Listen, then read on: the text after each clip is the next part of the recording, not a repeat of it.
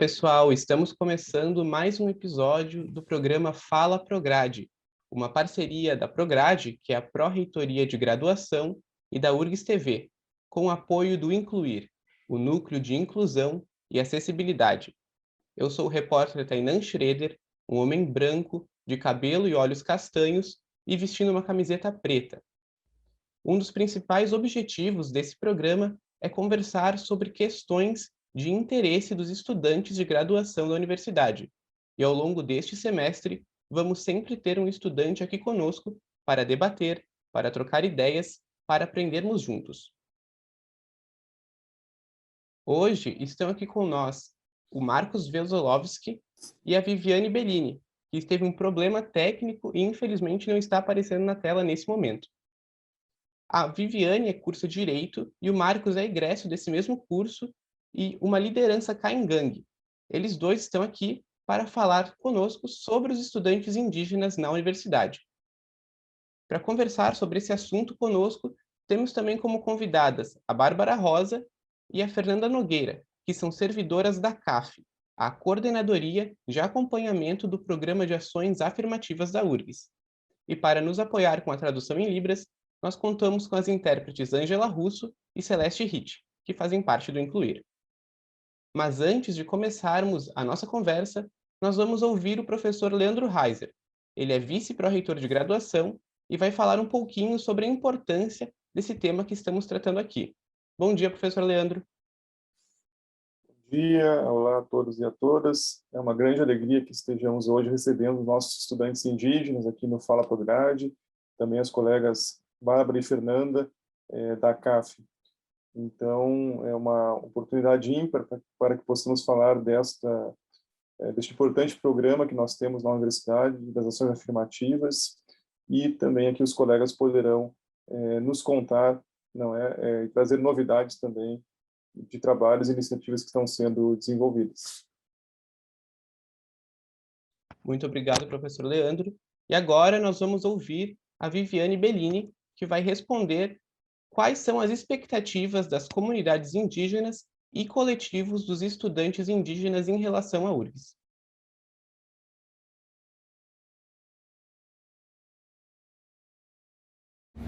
Olá pessoal, eu sou a Viviane Caigani, sou acadêmica de Direito da URGS e eu vim falar um pouco quais são as nossas expectativas de estudantes indígenas e comunidades indígenas com relação à URGS. Bom, as nossas expectativas com relação à URGS é exatamente esses espaços de diálogo, com que a universidade, enfim, nos enxergue como pessoas, como seres humanos que precisam de uma atenção diferenciada, né? Do nosso espaço diferenciado. A nossa principal expectativa é que a URGS em si concretize uma demanda já antiga nossa, que é a nossa Casa do Estudante Indígena, que é essencial para a nossa permanência e sobrevivência na URGS, como estudantes indígenas, como pessoas, como mães.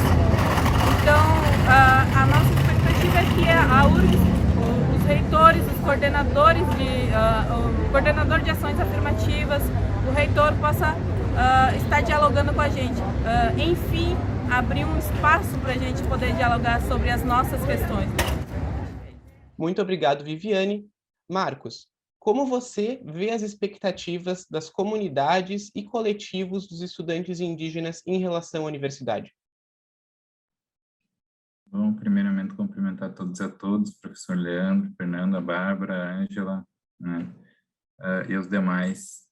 A expectativa nossa, enquanto estudantes indígenas, enquanto povos indígenas, foi de ocupar esse espaço a partir do momento que a gente entendeu que se faz necessário, né, e relevante e importante para nossas comunidades termos indígenas profissionais e nas mais variadas áreas, ingressando nesses espaços, obtendo seus diplomas, suas formações e podendo dar um suporte e assistência às nossas comunidades, né? Esse foi a percepção das nossas lideranças há muitos anos atrás e enfim, a partir da realidade da nossa comunidade, que é de extrema vulnerabilidade até hoje, pelo histórico processo de formação do Estado brasileiro de violações de direito, de negação de direito à vida aos povos indígenas, esse foi um dos fatores que motivou as nossas lideranças mais velhos e mais velhas a fazer esse processo de luta para que a gente estivesse ingressando na universidade. E esse processo foi conquistado com muita luta, muitos deles não viram a materialização dessa conquista do nosso ingresso, a obtenção do diploma, e a expectativa deles é a mesma que a nossa, enquanto estudantes acadêmicos indígenas, que é, de fato, dar continuidade a essa luta e poder, mesmo com as dificuldades, as barreiras que são impostas a nós, a gente poder obter esse diploma. Então, a expectativa é, de fato, que a gente tenha futuramente uma diversidade de profissionais indígenas, podendo atuar, né, dando esse suporte, ajuda e trabalhando nas comunidades indígenas, que foi o grande objetivo dessa luta e a finalidade de nós enquanto acadêmicos. E a gente tem na universidade como como uma parceira, como uma instituição que possa dar esse suporte a nós enquanto estudantes, que possa estar nos recebendo e dando fazendo essa troca de conhecimentos. Assim como a gente veio buscar conhecimento, a gente também traz conosco conhecimento, e a gente quer que a universidade seja receptiva e aberta a isso também, né? Então, acho que é uma troca, uma troca de saberes e conhecimentos nesse sentido. Então, eu acho que essa é a nossa expectativa enquanto universidade, que ela possa ser parceira e aliada dos povos indígenas nesse processo de transformação social que as nossas comunidades tanto precisam também hoje, né? Seja na área do direito, da saúde, da educação ou qualquer outra área, né? Então, o espaço que a gente entende adequado e mais e tem uma finalidade e objetivo de fazer essa transformação e ajuda as nossas comunidades é a universidade, e a URGS é uma delas também nesse processo, como sendo uma das primeiras na região sul a receber estudantes indígenas e implementar alguns dos programas que são, enfim, referência para outros também, né?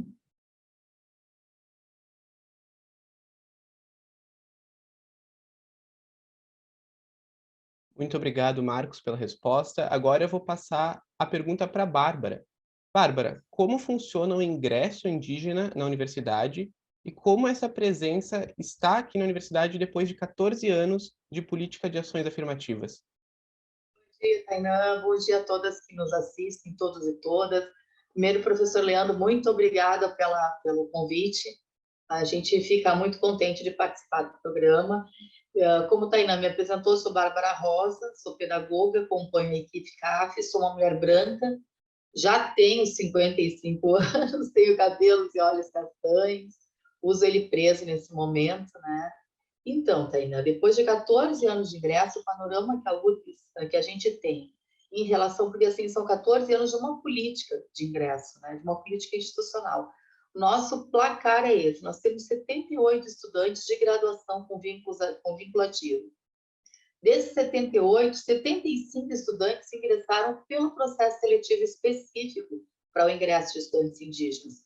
Os outros 3 estudantes, que a gente tem referência, entraram pelas outras modalidades de ingresso, pelo acesso universal e também via SISU, né, pelos PPIs, pela modalidade de cotas, né? E a gente tem feito um esforço enorme de aproximar esses estudantes, né, para que eles venham compor um grande coletivo junto conosco e participar de todo o movimento que acontece. Além desses 78 estudantes de graduação, a gente vai ter 7 mestrandos e 6 doutorandos.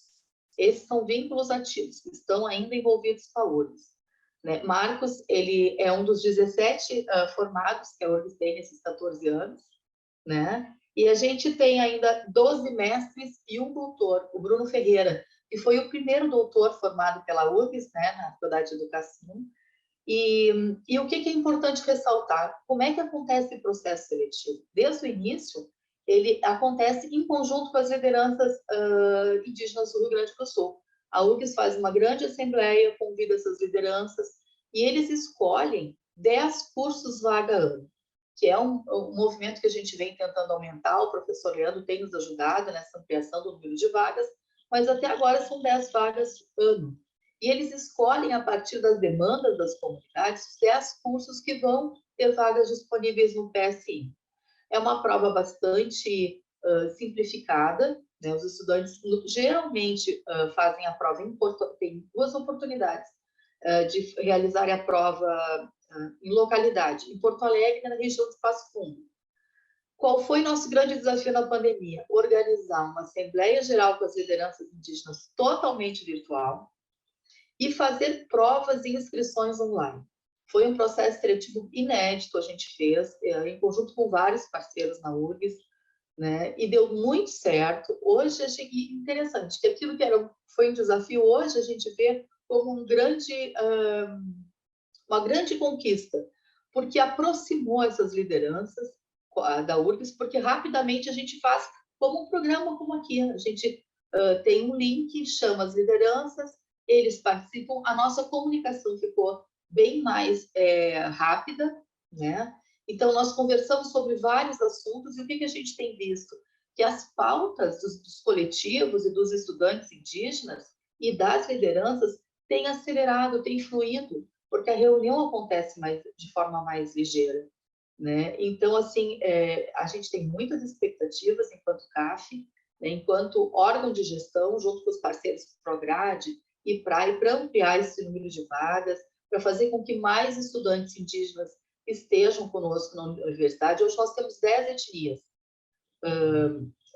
estudantes de 10 etnias que compõem esses 78 estudantes, né? É um número que a gente também quer ampliar, porque a gente entende que é um modo de ser indígena no Rio Grande do Sul, no norte do país, no nordeste do país, e quanto mais eles estiverem conosco, mais a universidade fica enriquecida, aprende, né? E se ampliam os debates, e a coisa fica ainda mais interessante, né? Eu acho que o placar é esse, acho que é mais ou menos assim que funciona, né? E são muitos desafios para que aumente o número de ingressos, mas a gente tem tocado, né? E é importante frisar que Marcos é um egresso da URGS que continua fazendo parte desse coletivo, hoje como uma representação dos coletivos e de lideranças indígenas.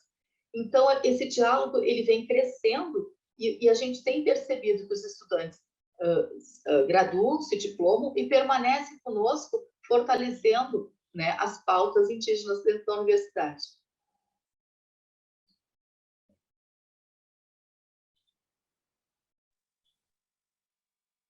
Muito obrigado, Bárbara. Agora eu vou passar a pergunta para a Fernanda. Fernanda, em relação às políticas de permanência, quais são as principais ações que estão sendo realizadas nesse momento, e em especial nesse momento de ensino remoto emergencial que a gente está vivendo, né? E quais são as ações que ainda serão realizadas durante esse ano de 2022? Bom dia a todos e a todas, os nossos colegas presentes, Marcos, Viviane, né, a gente agradece muito por estarem com a gente aqui nesse momento, aos colegas. Então, eu sou uma mulher branca, né, tenho cabelos longos, castanhos claros, estou vestindo uma blusa verde. Tá? Eu sou pedagoga, doutora em educação, também atuo na coordenadoria de acompanhamento do Programa de Ações Afirmativas, né, e servidora, então, da universidade.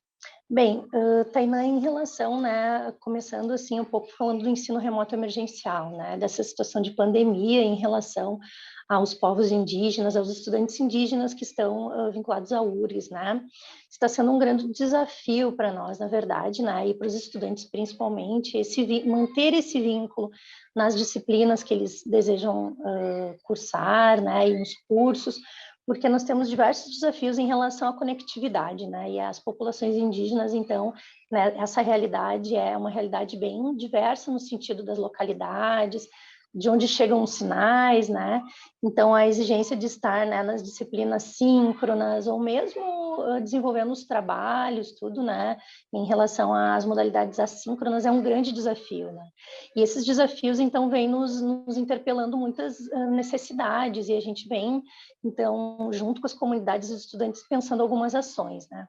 Uma ação que é importante, assim, que no semestre passado nós desenvolvemos ela, e pretendemos aprofundar agora no semestre atual, são a implementação das salas de estudo, que nós chamamos assim, que foi um projeto que envolveu 7 comunidades aqui no Rio Grande do Sul, com a doação de 90 computadores a essas comunidades, né, para composição, então, de salas de estudo, nas comunidades, principalmente para atendimento dos nossos estudantes indígenas que estão na universidade, né?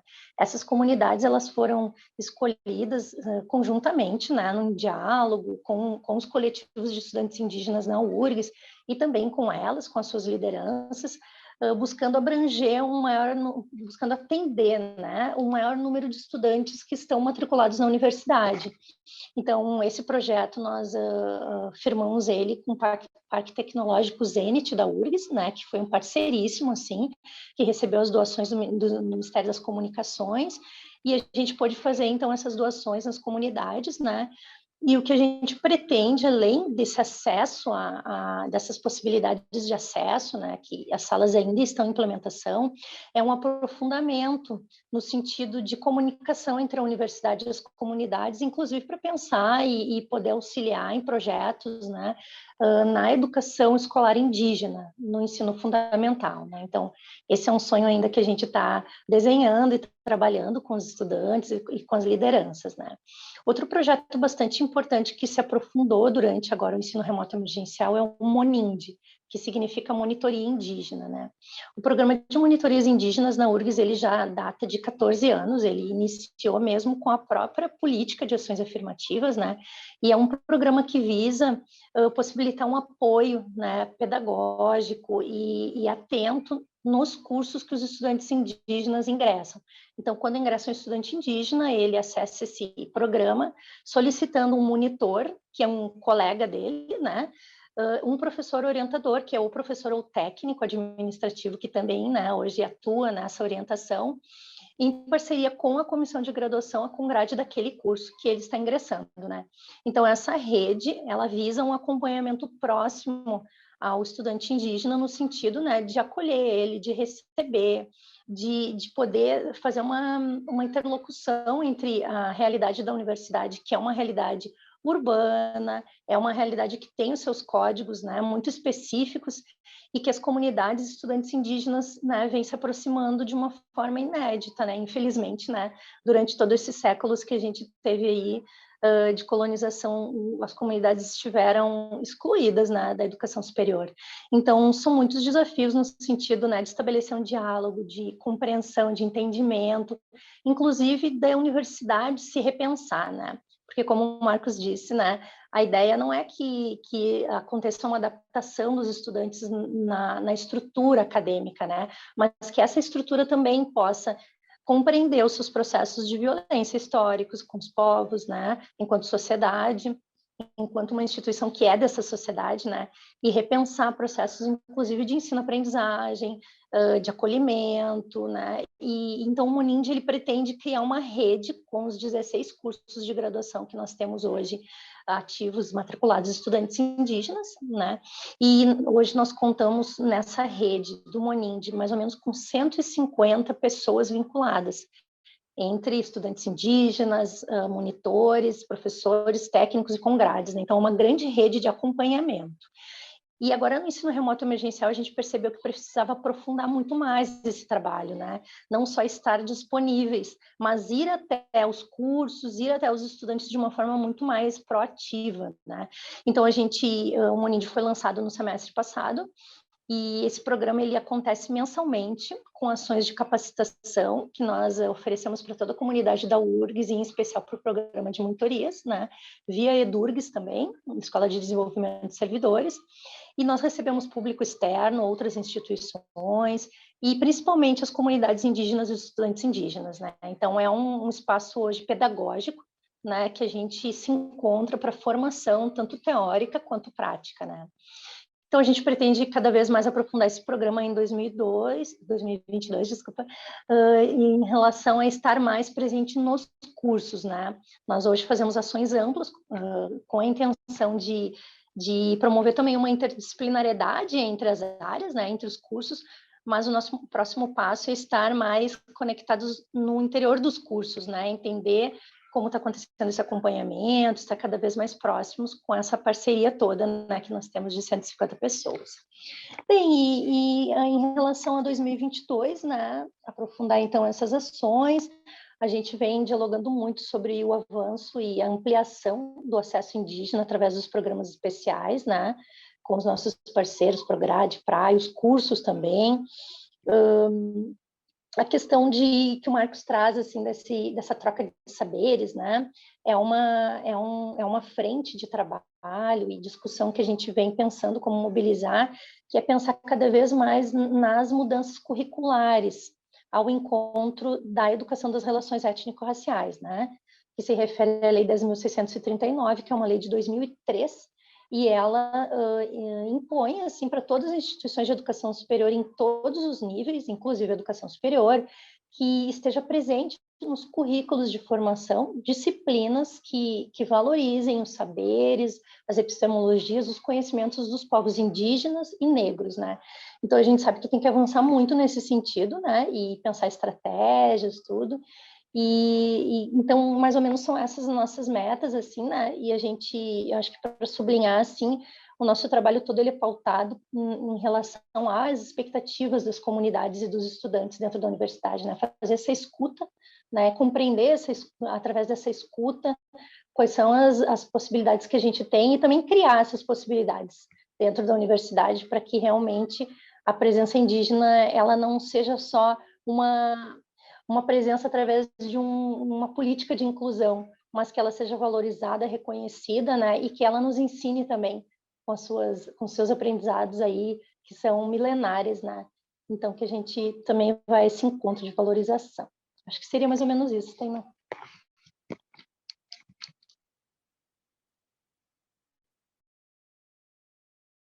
Muito bem, eu vou pedir para o professor Leandro, então, agradecer a participação de todos vocês e depois a gente encerra o nosso programa. Queria muito agradecer aos nossos convidados de hoje, nossos estudantes indígenas, Viviane, o Marcos, as colegas da CAF, Fernanda e Bárbara, parabenizá-las por este trabalho que enriquece a nossa universidade. Agradecer muito aqui a URGS TV, a SECOM na figura do Tainan e ao incluir na figura das colegas Ângela e Celeste, nosso agradecimento pela realização de mais um programa e certamente um programa muito especial, Tainan, que vai levar essa informação, não é, este conhecimento a toda a comunidade, a sociedade, deste importante programa, não é, que nós temos e o quanto que a presença dos estudantes indígenas, não é, realmente torna essa universidade uma universidade com seus diversos e diversificados saberes. Obrigado. Obrigado, professor Leandro. E depois dessa nossa conversa, então, sobre os estudantes indígenas, a gente encerra o nosso Fala Prograde de hoje. Agradecemos a participação da Viviane Bellini, do Marcos Vesolovski, também das convidadas Fernanda Nogueira e Bárbara da Rosa, e das nossas intérpretes Celeste Rich e Ângela Russo. Reforçamos que o nosso programa é pensado a partir das questões trazidas de interesse dos estudantes. Então, vocês podem contribuir mandando perguntas, dúvidas, sugestões de pautas para o Instagram, que é @prograde_urgs. Obrigado pela companhia de hoje e até o nosso próximo Fala Prograde.